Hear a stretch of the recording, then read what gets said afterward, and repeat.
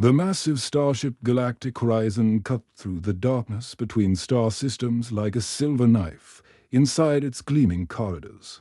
Representatives from dozens of alien worlds worked together as part of the Galactic Alliance's most ambitious deep space mission. The ship was a marvel of engineering, stretching over 2 kilometers long and housing the most advanced technology from across the galaxy.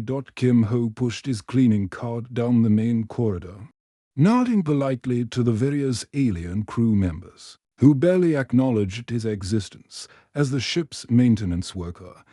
He was practically invisible to most of the crew. The tall, blue-skinned Andromedians would step aside without looking at him. The crystalline Quartzians would simply phase through walls to avoid sharing the same space. Even the friendly Zephyrians, with their colorful feathered wings, treated him like a piece of furniture. Ho didn't mind the treatment. It gave him freedom to observe and learn.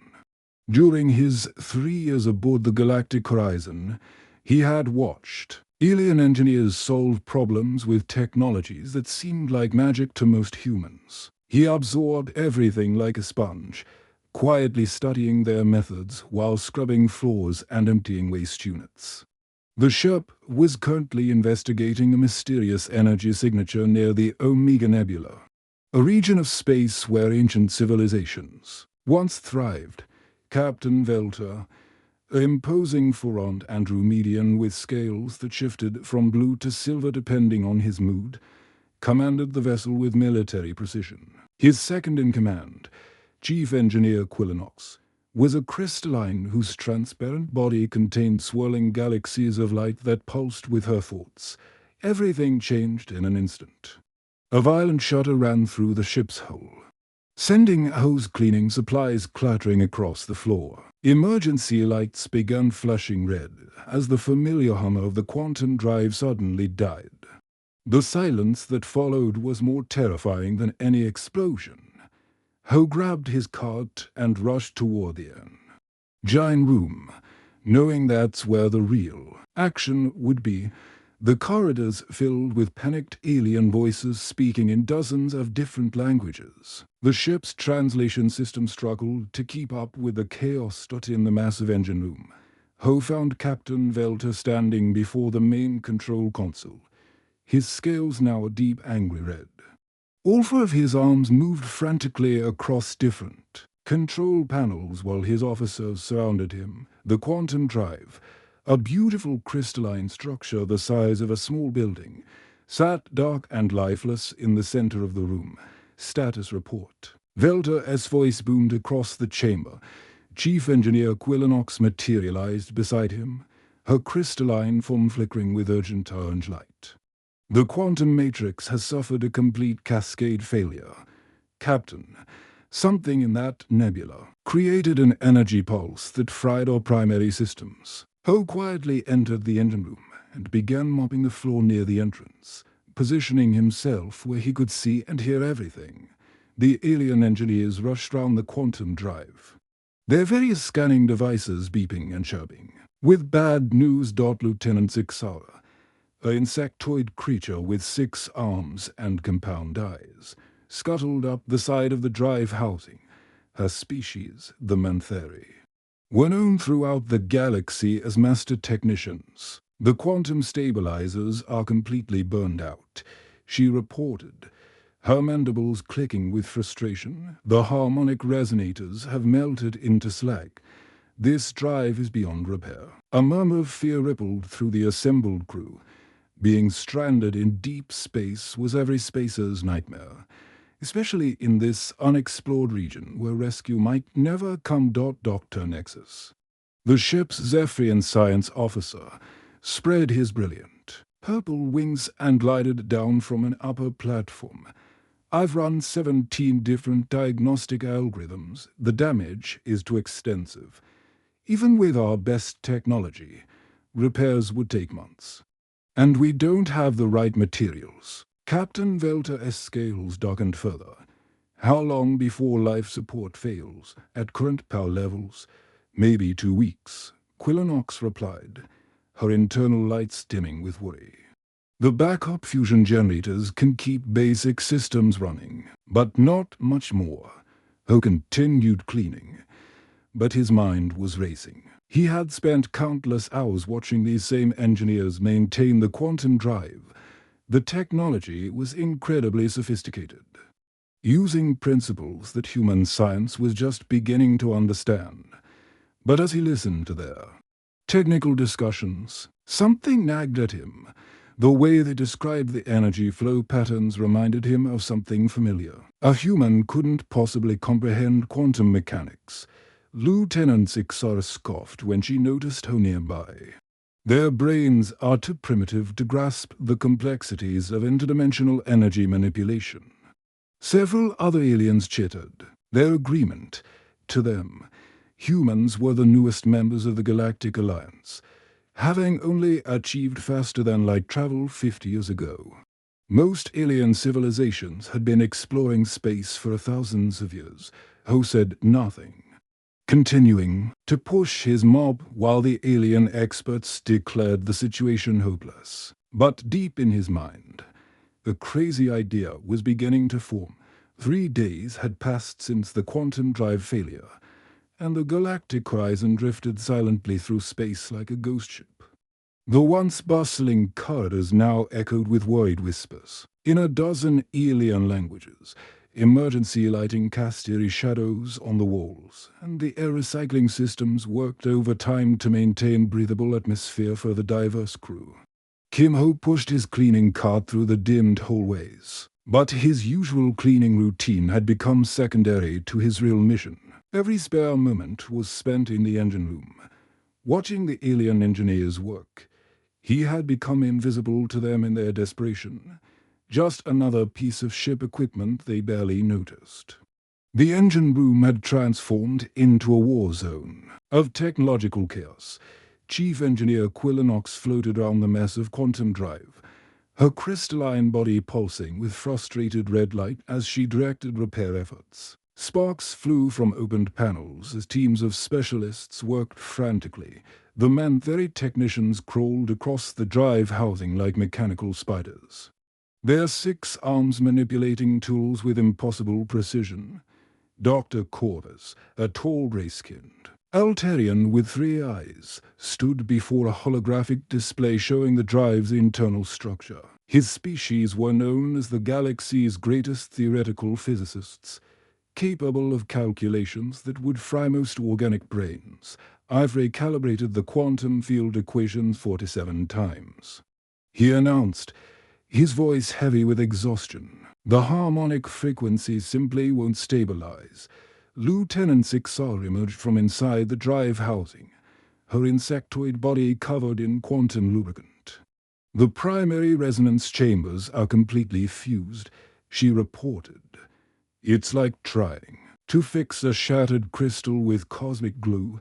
The molecular structure is beyond repair. Ho mopped the same section of floor for the 3rd time, but his eyes were fixed on the transparent access panels that revealed the drive's inner workings.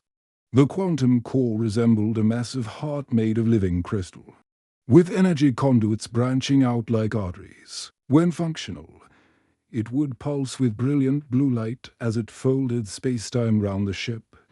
Now it sat dark and lifeless, but something about the layout triggered a memory from Ho's childhood. His father, Park Min, had owned a small motorcycle repair shop in Bison. Ho had spent countless hours watching his dad fix old Hyundai bikes, learning how engines converted fuel into motion through carefully timed explosions. The quantum drive's energy pathways reminded him of those simple combustion chambers. On the 4th day, Captain Velter called an emergency meeting. The alien officers gathered round the central holotable, while Ho quietly emptied trash containers. Nearby, the captain's scales had turned a sickly pale blue, indicating extreme stress. Report. Velter demanded. Chief Engineer Quillinox in a light stint as she spoke. We've exhausted every repair protocol in our databases. The quantum matrix requires components we simply don't have, even if we cannibalized other ship systems. We lack the specialized equipment to rebuild the harmonic stabilizers, Commander. Tice is serpentine Noggo with scales that changed color with her emotions, called nervously round her station. The nearest Alliance outpost is 14 light-years away.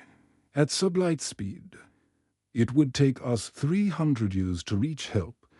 What about the emergency beacon? Asked Dr. Nexus, his feathered wings rustling with anxiety. Already activated, Quillinox replied, but rescue ships would need to travel through the same nebula that damaged us. It could be months before anyone attempts a mission. The room fell silent as the implication sank in. They were truly stranded. Ho had been thinking about the problem for days, turning it over in his mind like his father used to examine a broken engine. The aliens were approaching it like a complex mathematical equation. But what if the solution was simpler? What if instead of trying to rebuild the sophisticated quantum stabilizers, they could create a more basic ignition system? Taking a deep breath, Ho stepped forward. "Excuse me." Every alien had turned toward him with surprise. Humans rarely spoke during officer meetings. "What if we bypass the quantum stabilizer completely?" Ho said, his voice steady despite his racing heart. "Instead of trying to fix the automatic systems, we could create a manual ignition sequence, like starting an engine by hand." The silence that followed was deafening. Then Lieutenant Sixara began chittering, which was the Manthari equivalent of laughter. Soon other aliens joined in with their own species versions of amusement. "Manual ignition," Dr. Corvus snorted, his three eyes blinking in disbelief. "Young human, quantum mechanics doesn't work like your primitive combustion engines. We're dealing with interdimensional energy manipulation, not burning fossil fuels." Chief Engineer Quillinox's crystalline form flickered with condescending orange light. "Your species still uses wheels and combustion to move around your planet. You've barely mastered nuclear fusion, while we've been folding space-time for millennia.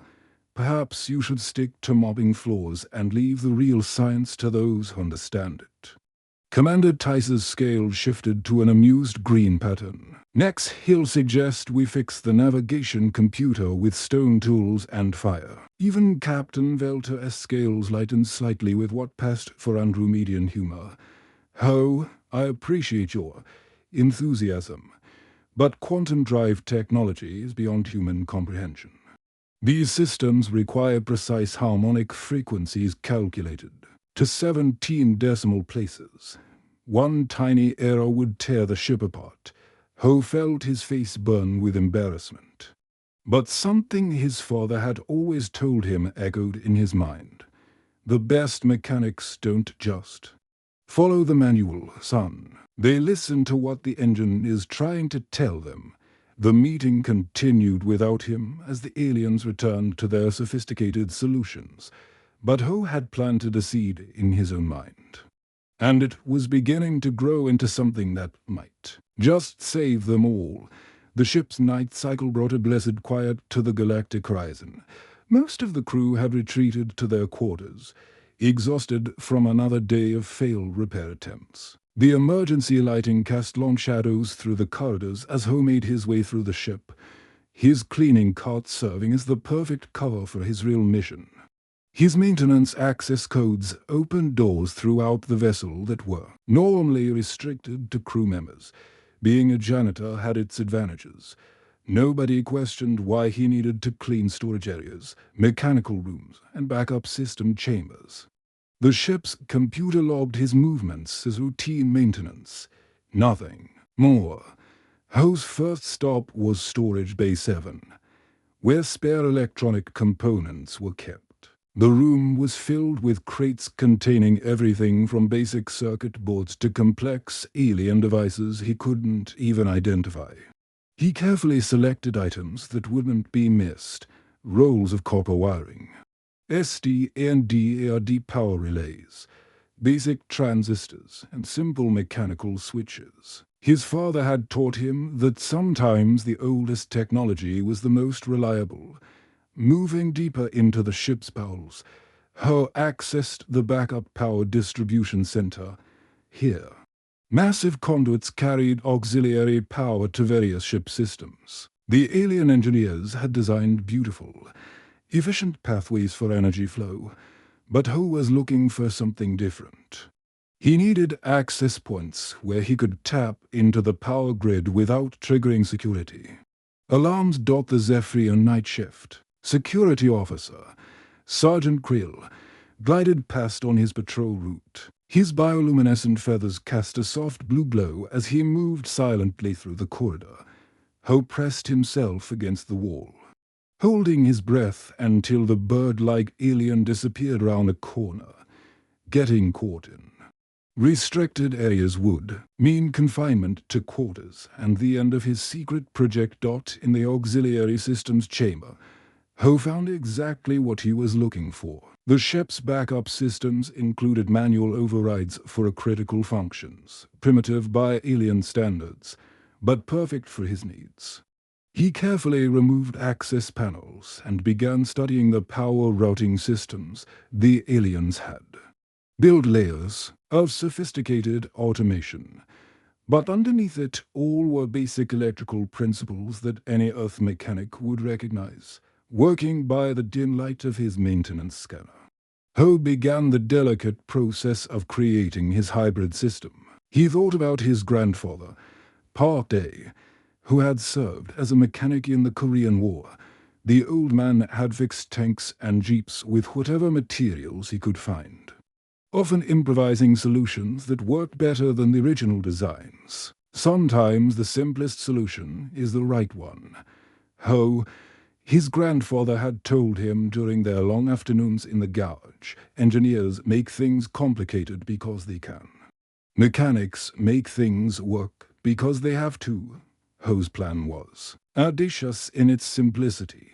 Instead of trying to repair the quantum drive's sophisticated automatic systems, he would create a manual ignition sequence.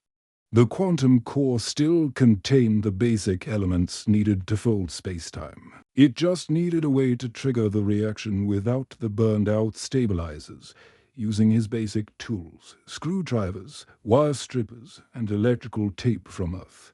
Ho began building his device. He connected copper wiring to the ship's power grid through a series of manual switches and basic relays. The alien technology was incredibly advanced, but electricity was electricity. Whether it came from a human battery or an alien fusion reactor, the trickiest part was interfacing his crude system with the quantum drive's energy inputs. The aliens used complex harmonic frequencies to trigger quantum reactions, but Ho had a different idea. What if he could create sequential power pulses? Like the firing sequence in his father's old motorcycle engine, each pulse would inject energy into the quantum core at precise intervals, building up the reaction gradually instead of trying to achieve perfect harmonic balance. Night after night, Ho worked in secret. He crawled through maintenance tunnels, spliced into power conduits, and slowly assembled his improvised control system. The work was dangerous. One wrong connection could electrocute him or trigger a power surge that would alert the entire engineering team. But desperation drove him forward. On the seventh night, Ho made his way to the quantum drive chamber. The massive crystalline structure loomed in the darkness like a sleeping giant. Emergency lighting cast eerie reflections through its transparent surfaces, and Ho could see the burned-out components that had left them stranded. He located the drive's primary energy input ports, elegant alien designs that normally received power through sophisticated quantum regulators. Using his jury-rig system, Ho carefully connected his manual triggers to these ports. His copper wiring looked crude and primitive next to the alien technology, like duct tape on a space shuttle. The final component was a simple timer mechanism salvaged from the ship's galley equipment.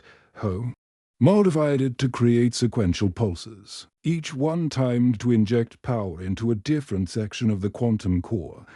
If his theory was correct, These pulses would gradually build up enough energy to restart the quantum reaction. As he made the final connections, Ho whispered a prayer to his ancestors. Tomorrow would bring the moment of truth. Either his impossible plan would work, or his tampering would be discovered and he would face charges of sabotage. But looking at the dead quantum drive, Ho knew he had to try.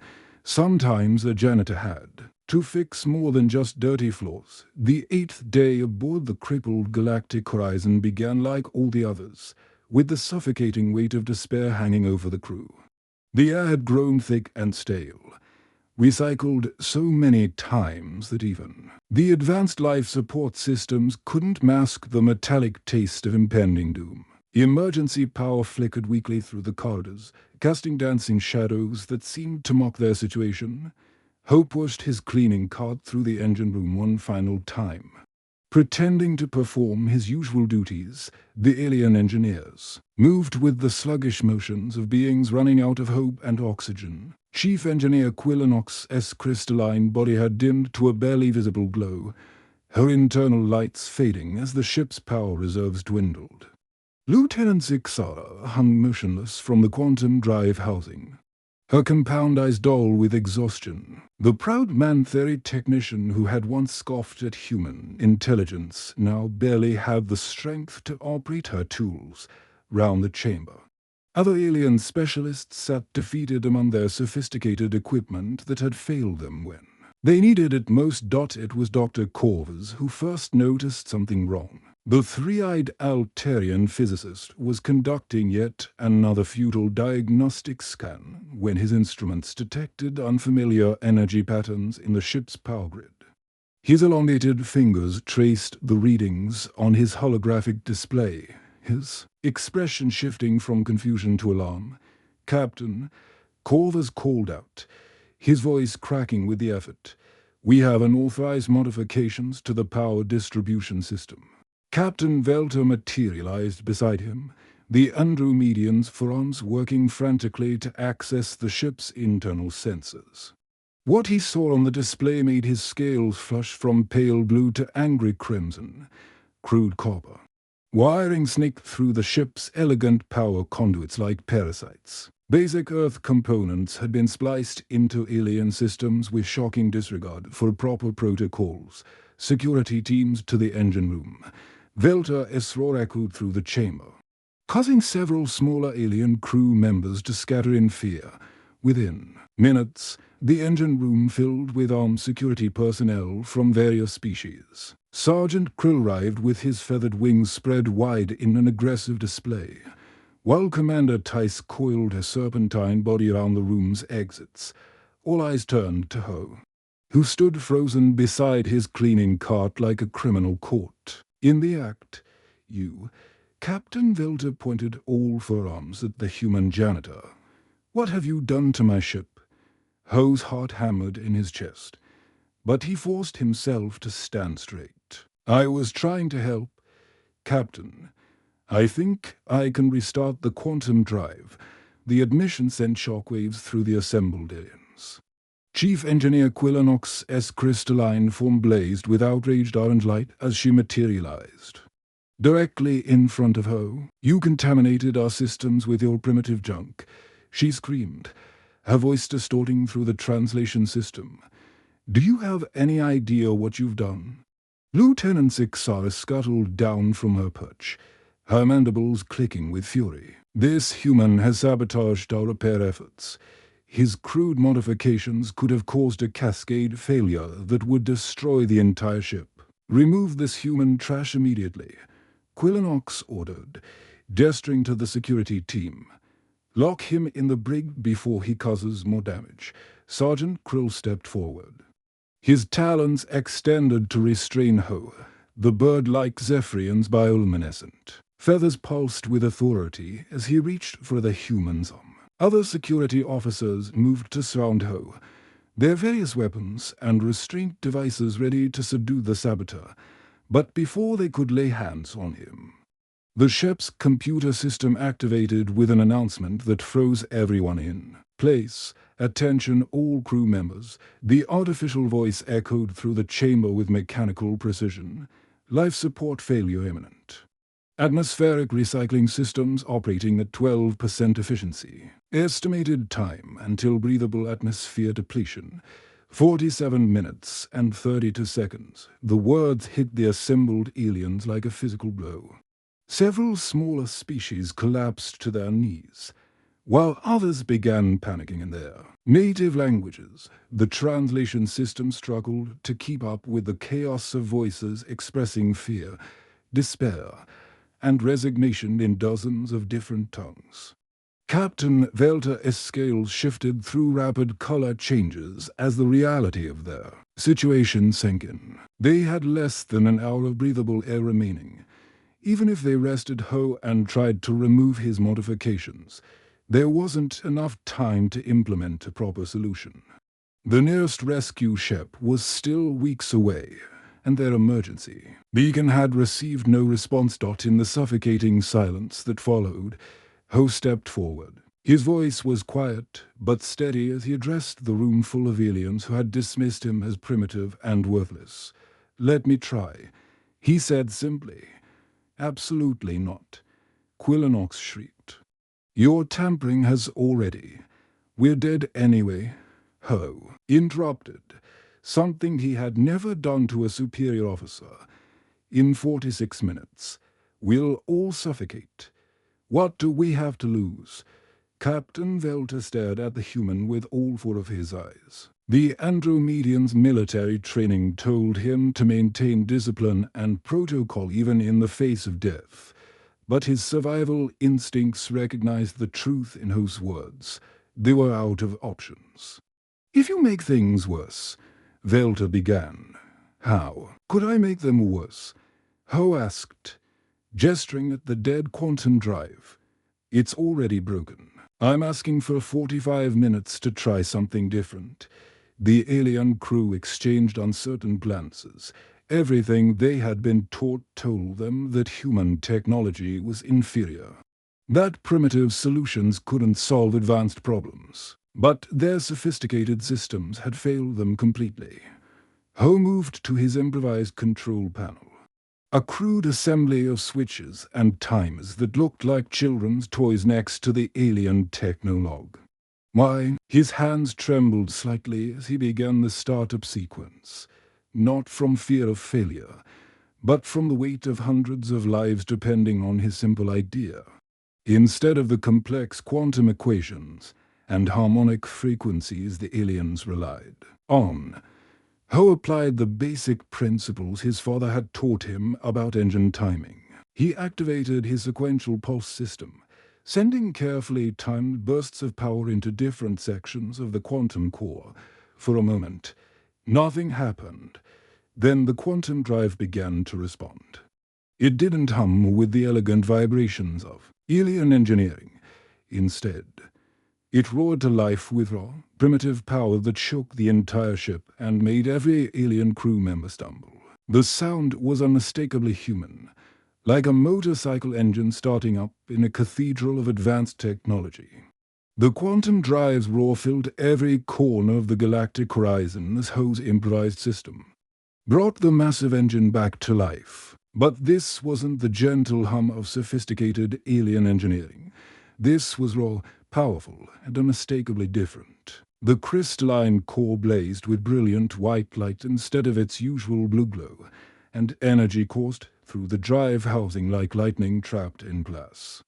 Captain Velta staggered as the ship lurched forward, his forearms gripping the nearest console for support. Round the engine room, alien crew members struggled to maintain their footing as vibrations, unlike anything they had ever experienced, shook the vessel. The Manthari technicians, with their 6 limbs, managed to stay upright, but even they looked shocked by the raw power emanating from the drive.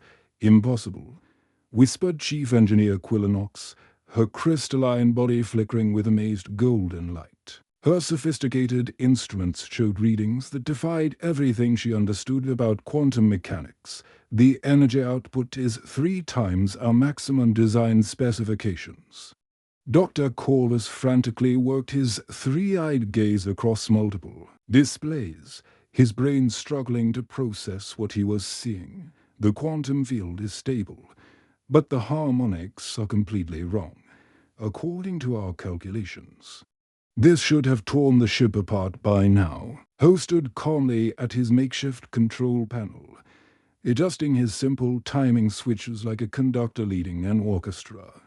Each pulse of power he sent into the quantum core was perfectly timed, building the reaction in stages rather than trying to achieve instant perfection. It was crude, mechanical, and absolutely brilliant.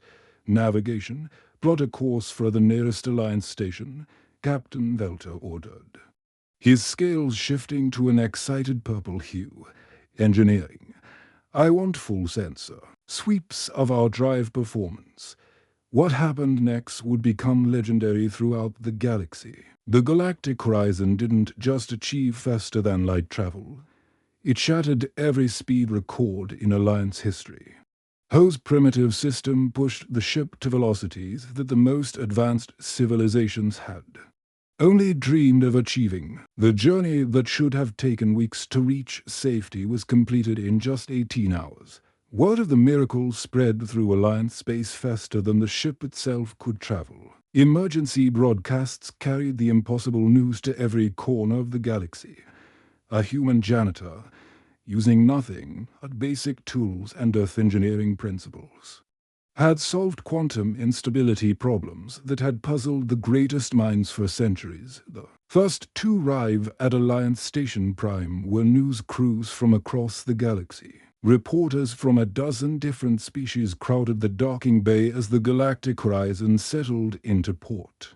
The ship's hull still glowed faintly from the intense energy output of its modified drive system. Professor Zenta, the galaxy's most respected quantum physicist and a towering figure among the scholarly Altarians, waited at the airlock with barely contained excitement.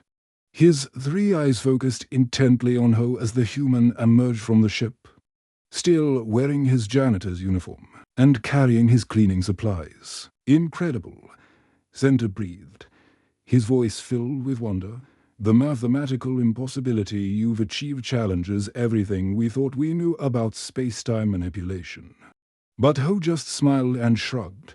It reminded me of fixing motorcycles with my dad. Sometimes you don't need perfect timing. You just need good enough timing applied at the right moments. Within days, delegations from the Alliance's most advanced civilizations arrived to study Ho's modifications. The crystalline collective, masters of energy manipulation, found themselves learning from copper wire and mechanical switches. The Andromedian fleet, with their military precision engineering, discovered that approximate solutions could outperform perfect calculations. The University of Centauri, the galaxy's most prestigious institution of learning, offered Ho a full professorship and unlimited research funding.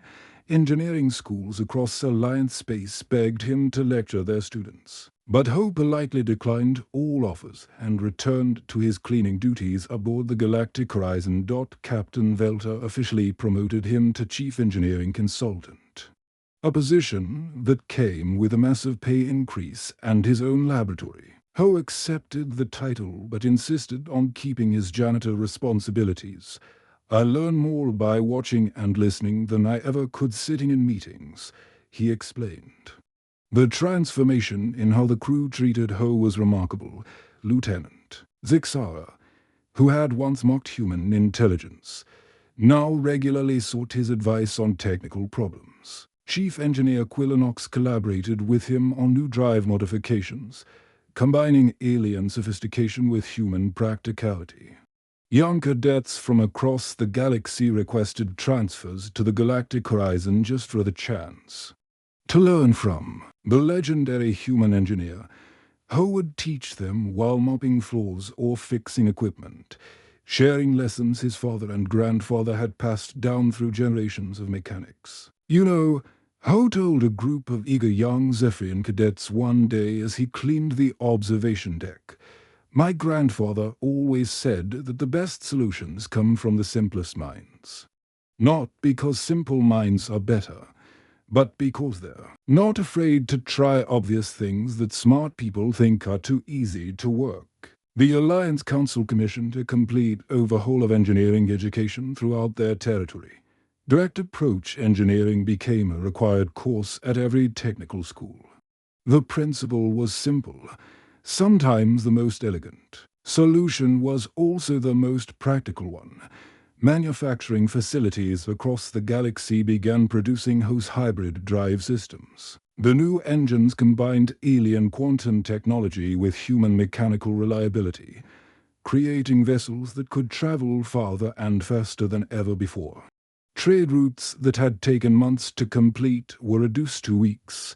Exploration missions could venture into previously unreachable regions of space. Every new ship built with HFY technology carried a small bronze plaque mounted in the engine room. The inscription, translated into hundreds of languages, read, "In honor of Kim Ho, who reminded us that wisdom wears many faces and genius can be found in the most humble places." Ho continued his work aboard the Galactic Horizon, splitting his time between revolutionary engineering projects and keeping the ship's floors spotless. He had proven that sometimes the universe's biggest problems required the smallest solutions, and that true innovation came not from complexity, but from understanding the simple truths that everyone else had forgotten. The end.